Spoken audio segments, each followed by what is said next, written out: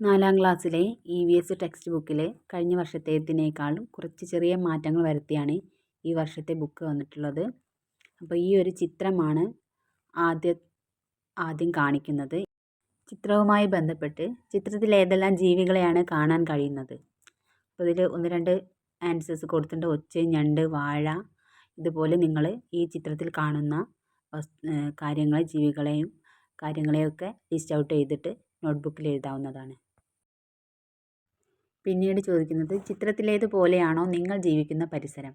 എന്തെല്ലാം സാമ്യങ്ങളും വ്യത്യാസങ്ങളുമുണ്ട്? അപ്പോൾ നമ്മുടെ ചുറ്റുപാടുമായിട്ട് ബന്ധപ്പെട്ട് നമ്മൾ നോക്കുമ്പോൾ ഈ ചിത്രവും നമ്മൾ നിൽക്കുന്ന ആ ഒരു സറൗണ്ടിങ്സും തമ്മിൽ എന്തൊക്കെ വ്യത്യാസങ്ങളും സാമ്യങ്ങളും ഉണ്ടെന്ന് നോക്കി മനസ്സിലാക്കിയിട്ട് നിങ്ങളുടെ പരിസരത്ത് കാണുന്ന ജീവികളെ ഒന്ന് ലിസ്റ്റ് ഔട്ട് ചെയ്യുക. താഴെ ഒരു പട്ടിക തന്നിട്ടുണ്ട്.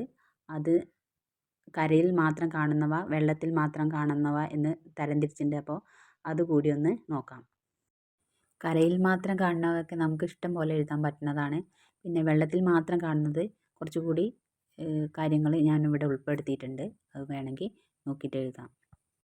അടുത്ത പേജിൽ, മീനുകൾക്ക് കരയിൽ ജീവിക്കുവാൻ കഴിയാത്തത് എന്തുകൊണ്ട്?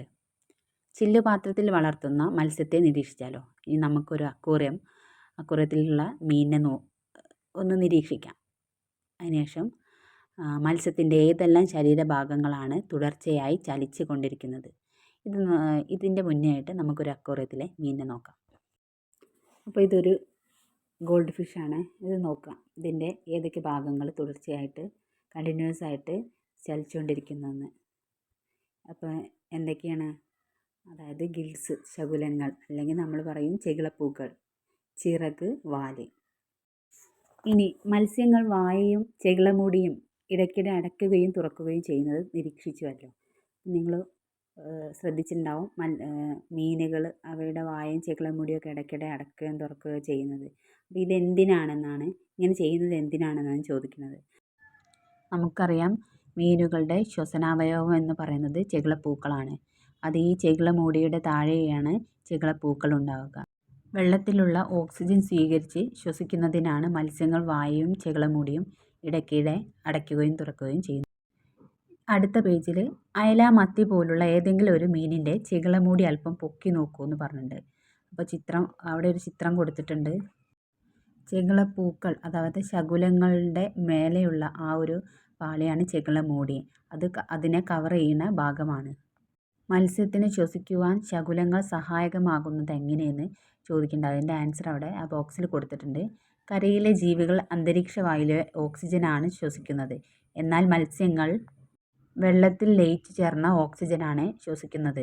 ഇതിന് സഹായിക്കുന്ന ശരീരഭാഗമാണ് ശകുലങ്ങൾ അഥവാ ചെകിളപ്പൂക്കൾ. മത്സ്യങ്ങൾ ശ്വസിക്കുമ്പോൾ വായയിലൂടെ ജലം ഉള്ളിലേക്ക് എടുക്കുകയും അത് ശകുലങ്ങൾക്കിടയിലൂടെ ചെകിളമൂടി വഴി പുറത്തുവിടുകയും ചെയ്യുന്നു. ജലം ശകുലങ്ങൾക്കിടയിലൂടെ ഒഴുകുമ്പോൾ വെള്ളത്തിൽ ലയിച്ചു ചേർന്ന ഓക്സിജൻ ശകുലങ്ങൾ വലിച്ചെടുക്കുകയാണ് ചെയ്യുന്നത്. ഇങ്ങനെയാണ് മീനുകൾ ശ്വസിക്കുന്നത്. മത്സ്യത്തിന് ജലത്തിലൂടെയുള്ള സുഗമമായ സഞ്ചാരത്തെ സഹായിക്കുന്ന ഘടകങ്ങൾ എന്തെല്ലാമാണ്? അപ്പോൾ ഒരു മീനിനെ നല്ലപോലെ നിരീക്ഷിച്ച് അതിന് വെള്ളത്തിലൂടെ സഞ്ചരിക്കാൻ പറ്റുന്ന ഘടകങ്ങൾ ഏതെല്ലാം എന്ന് നിരീക്ഷിക്കുക. അപ്പോൾ താഴെ നിങ്ങൾ നിരീക്ഷിച്ച മത്സ്യത്തിൻ്റെ ചിത്രം വരച്ച് അതിൻ്റെ ഭാഗങ്ങൾ ഏതെല്ലാമെന്ന് അടയാളപ്പെടുത്താൻ തന്നിട്ടുണ്ട്. ആ ഒരു ചിത്രം മീനുകളെ നല്ലപോലെ നിരീക്ഷിച്ചിട്ട് വരച്ച് ചേർക്കാവുന്നതാണ്.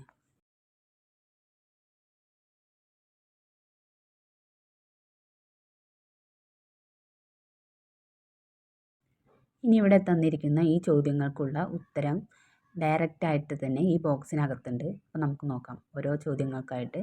മത്സ്യങ്ങൾക്ക് ചിറകുകൾ കൊണ്ടുള്ള ഉപയോഗം എന്ത്? അപ്പോൾ അതിൻ്റെ ഉത്തരം, ചിറകുകളുടെ സഹായത്താലാണ് മത്സ്യങ്ങൾ വെള്ളത്തിൽ സഞ്ചരിക്കുന്നത്.